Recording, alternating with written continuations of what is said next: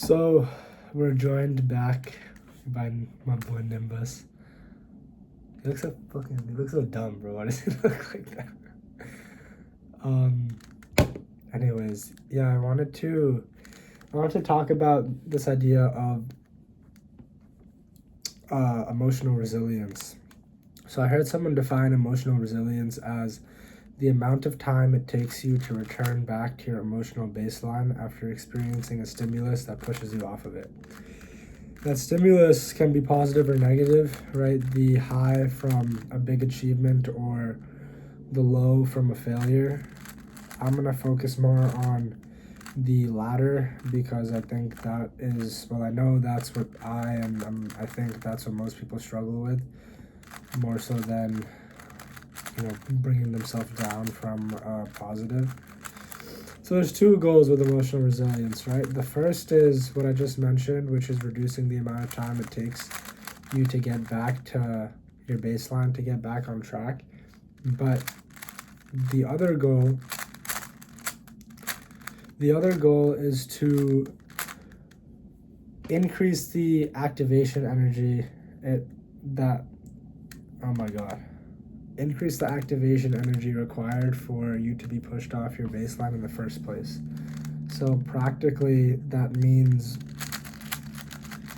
like not getting annoyed by the small stuff as much, right? Like your coffee gets late or your food order gets messed up or your brother annoys you, right? So I want to tell a couple stories that I think relate to both of those goals pretty well from my life.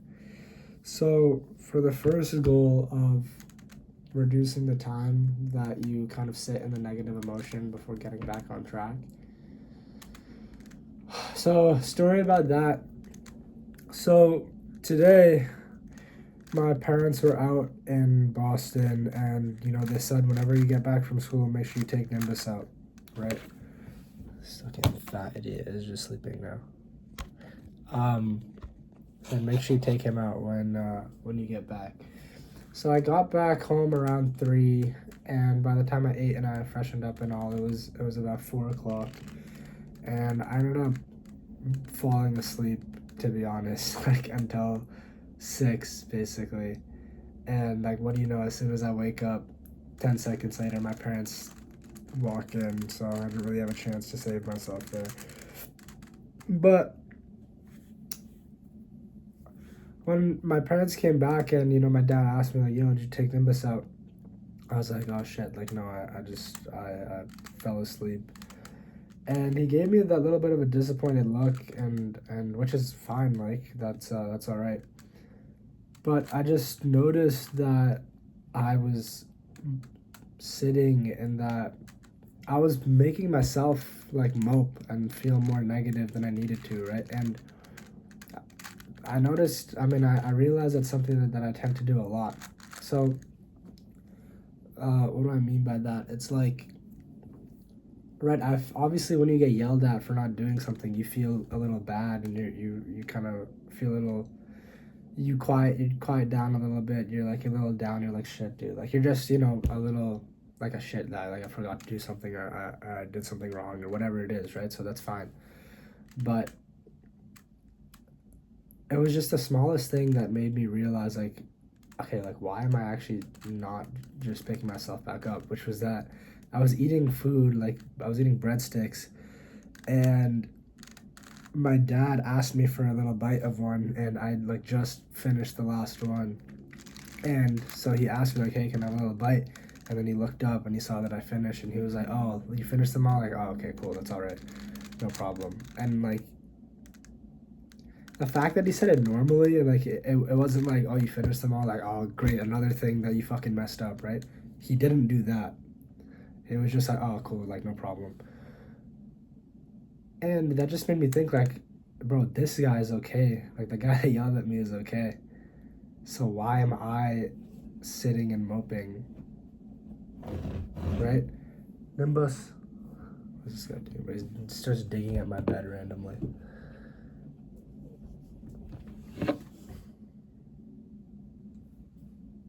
So yeah, I thought like, why am I sitting here and moping? And as a little tangent, I think it's because for me, like, either option was bad, right? Like, when I say was, as in, like, growing up or whatever, like, I'm just thinking, like, why, like, where did this come from? This like, moping. And I think it's just because when I got yelled at, like, either option one being, like, just immediately kind of picking myself up and sort of ignoring it and just being happy-go-lucky after, or option two, which was moping. Both of them were not good, right? Like, if I did the first one, I would get yelled at, like, you. I just yelled at you for not doing your work. Like, why are you all happy? Why are you going out with your friends? Like, go do your work, right? And if I took option two, I get yelled at, like, why are you moping around? Like, go fix the thing that I just yelled at you for. And,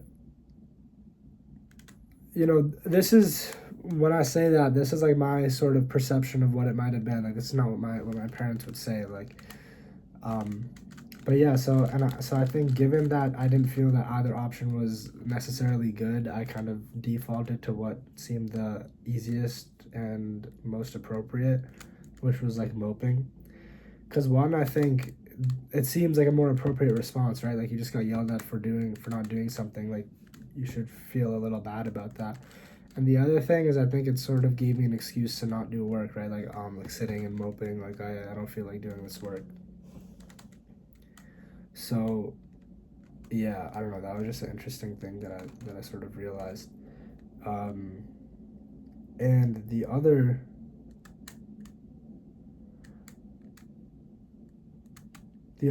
part of the other goal, right? Like, increasing the magnitude of event required for you to feel bad, or for you to actually get pushed off your baseline. So, story about that. So naturally, being away from CMU this semester, like, I've experienced FOMO quite a lot, and I've gotten much better at it. And the way I've been able to tell is by very clearly defining, like, the levels of stimulus that make me feel the feeling of FOMO. So I've defined these at, like, a very, low level, right? I think, like level one is just this idea that people are hanging out without you, right? That's the least sort of potent, because there's no visual stimulus and there's no specificity, right? Like, you don't know what people are doing and you don't see what people are doing. I think I would say the second level is seeing pictures of people hanging out, like, from parties, events, practice, whatever it might be. And then the third would be, like, seeing videos, right? People take videos at parties or whatever, seeing videos of people hanging out, because that's basically as close as you can get to seeing the thing happen without you being there.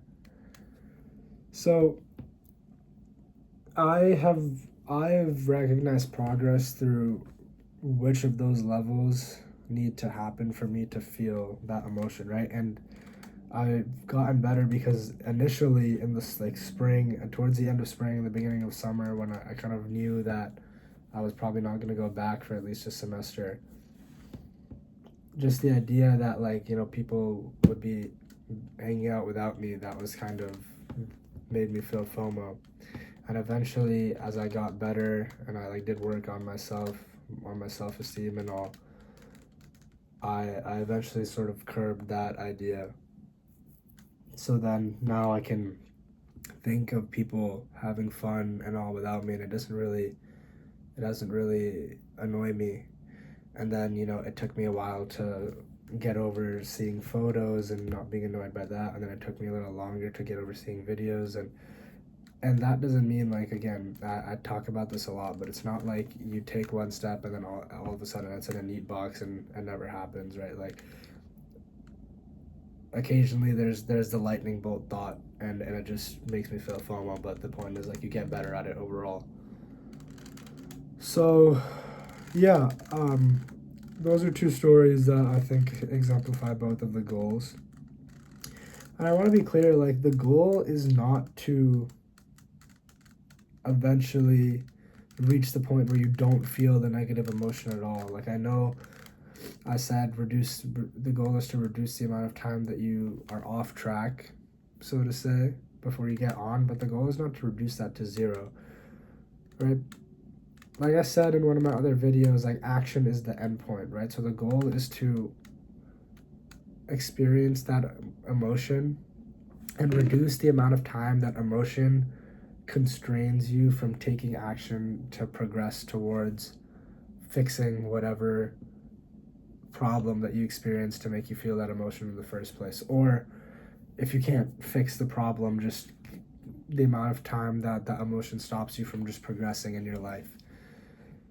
That is the goal, right? And so I don't think you should not feel the emotion, right? That's not feasible and that's not healthy either. Like we're human, like we should feel these emotions, but we shouldn't let it control us very long. There's this line in Sikhi there's this line in Gurbani, which is like our scripture, that goes Man Jite Jug Jeet, which means if you can conquer your mind, you can conquer the world. Which I think about that line when I think that line relates a lot to what I'm talking about here, which is that a lot of people are sort of ruled by their emotions and they're not able to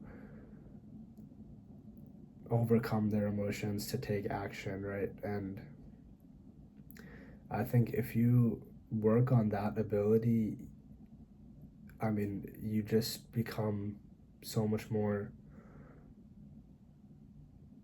productive and it's healthier, right? Like if all it takes is a little if all it takes is you getting yelled at to like just sit there and mope for 3 days, right? That's not like good, right? I guess it's about developing a little bit of, I don't want to say thick skin because that sounds super broy, but it's about developing this ability to regulate your emotions. I think that's the goal here. So yeah, it's something that I've been working on.